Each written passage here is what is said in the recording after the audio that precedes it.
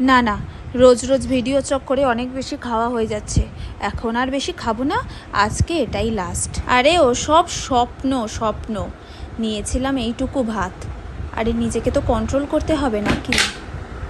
আলু ভাজাটাও নিয়েছি মাপে মাপে, একদম একটুখানি, সঙ্গে মুসুর ডাল সেদ্ধ, তার মধ্যে অল্প করে পেঁয়াজ আর কাঁচা লঙ্কা ভেজে দিয়ে দিয়েছি। আচ্ছা, কে কে আমার মতো এই রকম মুসুর ডাল খেতে ভালোবাসো বলো তো? এই রকম কাঁচা লঙ্কা টিপে আলু ভাজার সাথে এরকম ঘন ঘন মুসুর ডাল সেদ্ধ খেতে আমার দারুণ লাগে।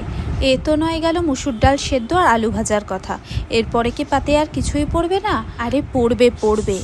মুসুর ডাল সেদ্ধর সাথে আলু ভাজা দিয়ে এক গ্রাস মেখে খেতে এত ভালো লাগছিল, ভাবলাম ডালটা আগে ভালো করে ফিনিশ করি, তারপর তো আসছে আমার সুন্দর ভোলা মাছের ঝাল। আজকে আমি এটা করতে গিয়ে একটা গুবলেট করেছি। আমাকে ও বলেছে এটা সর্ষে বাটা দিয়ে করতে, আর আমি সেটা খেয়ালই করিনি। ভালো করে পেঁয়াজ আদা রসুন কষে নিয়ে একটু টমেটো দিয়ে এই রকম মাছের ঝাল করলে খেতে কি মন্দ হয় বলো?